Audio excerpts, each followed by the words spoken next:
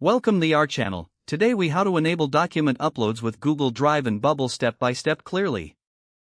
First, open your Bubble editor and navigate to the page where you want to enable document uploads. Next, ensure you have a Google Drive account set up and ready for use. Then, go to the Google Cloud Platform and create a new project. Once your project is created, enable the Google Drive API for that project. After enabling the API, click on Create Credentials. Select OAuth 2.0 Client ID as the type of credential. You might need to configure the consent screen if prompted. Fill in the necessary information for your consent screen and save. Then, return to create your OAuth 2.0 Client ID. Specify the application type as Web Application. In the Authorized Redirect URL section, add your Bubble app URL.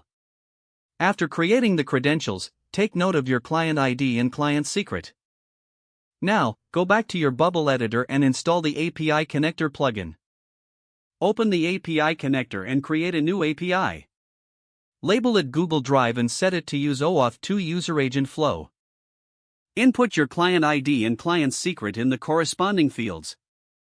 Set the token and authorization URLs according to the Google API documentation. Once set up, add the necessary scopes to allow file uploads. Then, create an action that enables users to upload files.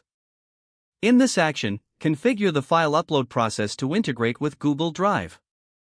Ensure that you test your setup to confirm everything is working as intended. Finally, preview your application to verify that document uploads are functioning correctly. If the page does not load, refresh the browser or try again in a private or incognito window. Make sure you are using the correct email address, then retype it carefully to avoid small typos. If your password is not accepted, use the reset option and create a new strong password you can remember. Check your spam folder for verification or security emails, then complete any requested confirmation steps. Enable two-factor authentication if available to improve account security and reduce unauthorized access risk.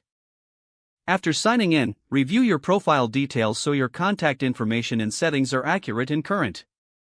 If you see an error message, note it down and try again after restarting your device and internet connection.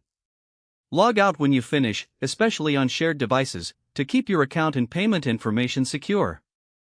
Don't forget to like this video and subscribe to our channel for more step-by-step tech guides.